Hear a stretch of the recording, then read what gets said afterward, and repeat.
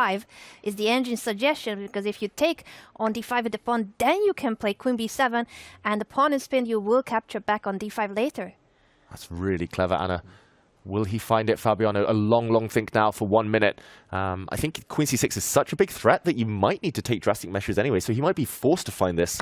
What a move. Oh, he does find it. Fabiano plays d5, the best engine move. Although another idea, both queen to b7 was possible because of the pin. That was Anna's line, which I think was even better. But knight f6 kind of does the trick to get the queen out, though Magnus saw this coming and immediately retreats to get the c6 square back on the agenda. Ooh, and this is the other reason maybe the black knight should have stayed on d7. Now the white knight has an entry point, huge outpost. You cannot, for example, take this loose pawn on b4. That would fall to a knight fork. The knight would land on c6, hitting the black queen, hitting the bishop.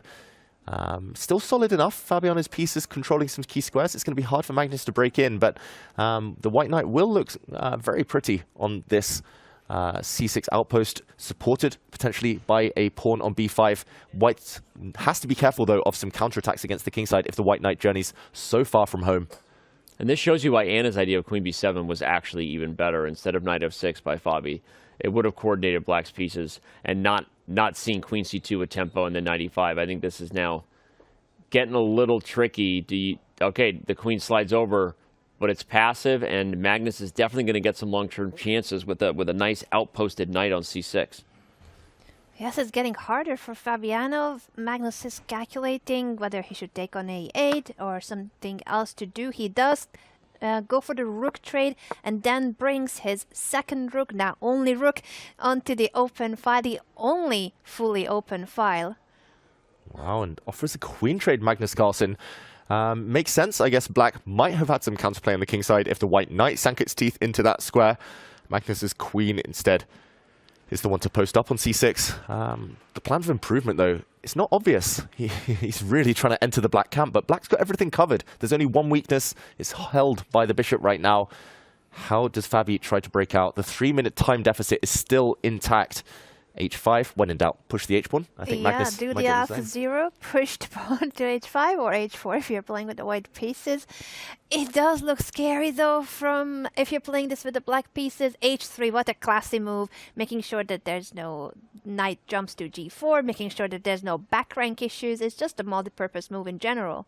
I love it. Do the alpha zero. That sounds like a dance. We should come up with a dance for do the alpha zero. But no, h5 in this case freed the back rank for Fabi as well. But it's not enough to free up his position overall.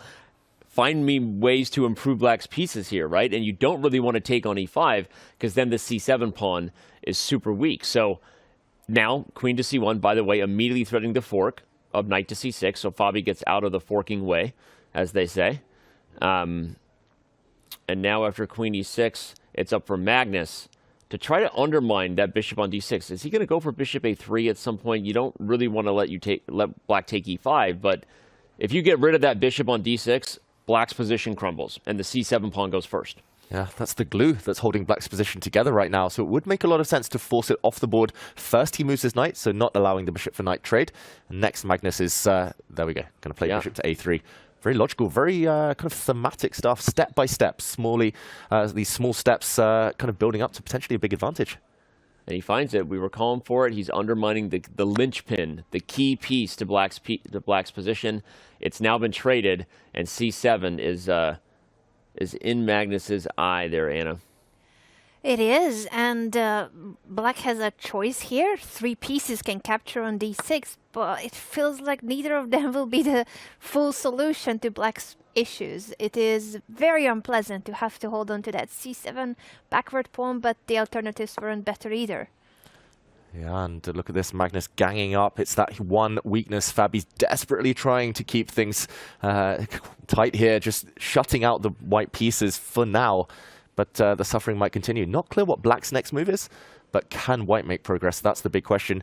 Maybe given an opportunity, black will start coming in with his queen, so Magnus won't want to allow any counterplay.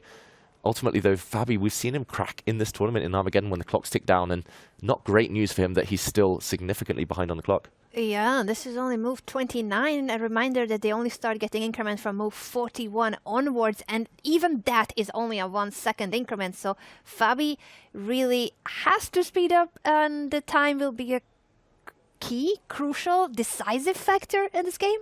Yeah, it's a good point, because now that you've gotten the game to this point, Fabi about to get under 2.5 minutes, you don't even have to improve your position too much over the next move. F3 is a risky move for sure, especially with Fabi having already played H4, or sorry, H5. H4 is coming next.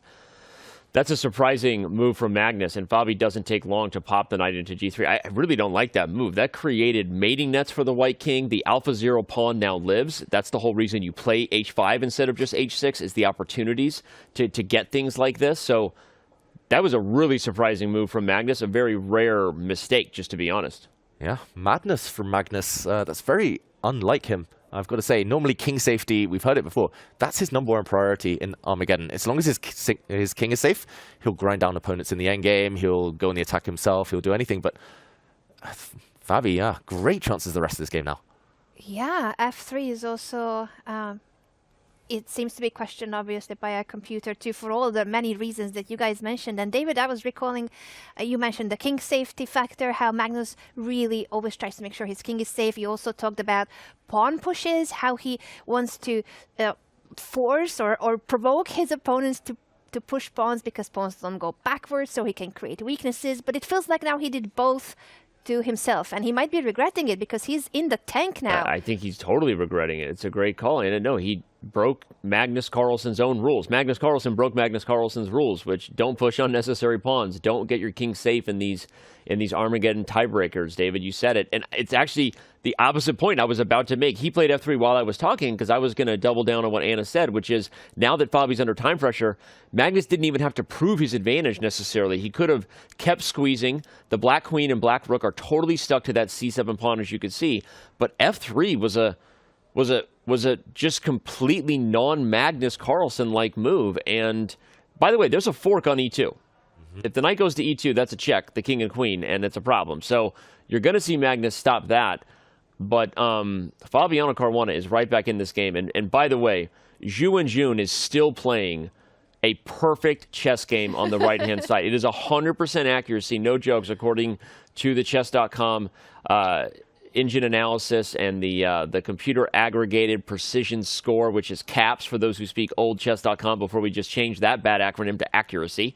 But the computer aggregated precision score, a little bit of the secret sauce that goes into some of our fair play. Not actually very much at all, for those who wonder. There's so much more to it. But a little bit of accuracy goes a long way, and in Zhu Wenjun's case, it's 100% accurate and crazy. So we'll come back to that in a minute. Right now, we're going to focus on the Armageddon battle and whether Magnus can make up for that mistake he made.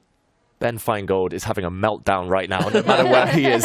White just played F3. Black's like, oh, I'll copy you. I'll play F6. Don't try this at home, guys and gals. That white knight is kicked back. So actually maybe a decent move from Fabiano there, but ultimately both kings now, for the rest of this game, Anna, are going to be facing all sorts of headaches.